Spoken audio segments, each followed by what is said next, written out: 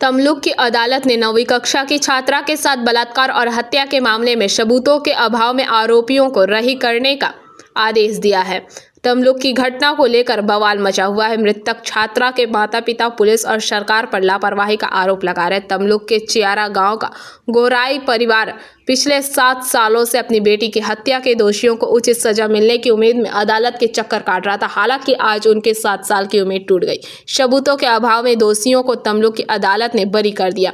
तमलुक ने चियारा गांव के रहने वाली 9वीं कक्षा की छात्रा 30 मई 2018 को अपने घर के पास आम के बगीचे में गई थी। उसके बाद वह वापस नहीं लौटी। उसका सड़ा गला शव 2 जून को एक चाक के बगीचे से बरामद हुआ। उसी गांव के निवासी शेख हमीदुल को पुलिस ने घटना में बलात्कार और हत्या के आरोप में हावड़ा से गिरफ्तार किया था। मामले की सुनवाई अब तक पूर्वी मेदिनीपुर जिला न्यायालय में चल रही थी। पुलिस ने आरोपियों के खिलाफ चार्जशीट और फॉरेंसिक रिपोर्ट पहले ही दर्ज कर दी। आज पूर्वी मेदिनीपुर जिला न्यायालय की विशेष पॉक्सो कोर्ट में न्यायाधीश सुष्मिता रॉय ने फैसला सुनाया। आरोपी को सबूतों के अभाव में बरी कर दिया गया। वकील सुतापा सामंत ने कहा कि पुलिस द्वारा मामला ठीक से प्रस्तुत न करने के कारण आरोपी को बरी कर दिया गया। मृतक छात्रा के माता पिता ने पुलिस और सरकार को दोषी ठहराया। हालांकि उन्होंने कहा कि वे उच्च न्यायालय जाएंगे और अपनी बेटी की हत्या के आरोपियों को सजा दिलाने के लिए हर संभव प्रयास करेंगे।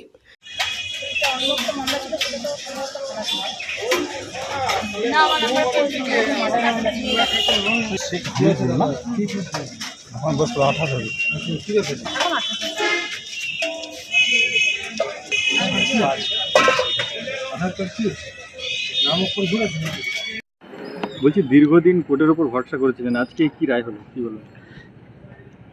দীর্ঘদিন আমরা কোর্টের উপর ভরসা করে আমরা ছিলাম, কিন্তু আজ তো রায় হলো যে বেকসুর খালাস করে দিল। আমরা অনেক আশায় ছিলাম যে আমরা যে অপরাধী শাস্তি পাবে, কিন্তু দেখলাম মানে সব নিরাশ করে দিল, বেকসুর খালাস করে দিল। এটার পিছনে পুলিশের প্রচুর গাফিলতি আছে। গাফিলতির এই যে আমরা মানে এই যে রিপোর্ট করা হয়েছিল, যে রিপোর্ট কলকাতার রিপোর্টে কিছুই পাওয়া যায়নি, সব পচে গেছে বলে ছেড়ে দিয়েছে। কিন্তু আমরা আবার ফরেন্সিক রিপোর্ট করার জন্য আবেদন করেছিলাম, সেখানে ফরেন্সিক রিপোর্ট করানো হয়। তাতে রিপোর্টে হচ্ছে যে মানে কুর্তিতে পাওয়া গেছে, সিমেন্ট পাওয়া গেছে, কিন্তু সেটা ম্যাচিং করাবে তার জন্য মানে এই যে সিমেন্ট পাঠানোর কথা, কিন্তু সেটা পাঠায়নি, যার ফলে ম্যাচিং করা সম্ভব হয়নি। এই নিয়ে তারপরে ওটার জন্য আমরা হাইকোর্টে আবার গিয়ে ওটা আবার পরীক্ষা করার জন্য মামলা করি। সেটা এখনও পেন্ডিং হয়ে আছে। তা সত্ত্বেও এখানে রায় বেরিয়ে গেছে বেকসুর খালাস বলে। তা আপনি কি হাইকোর্টে যাচ্ছেন? হ্যাঁ, আমরা আবার হাইকোর্টে যেতে বাধ্য। আপনার নাম? আমার নাম অশোক ঘোড়াই। ঘটনাটা কবে ঘটেছে?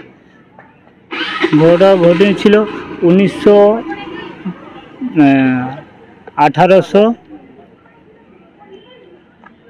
Bureau report PBTV news.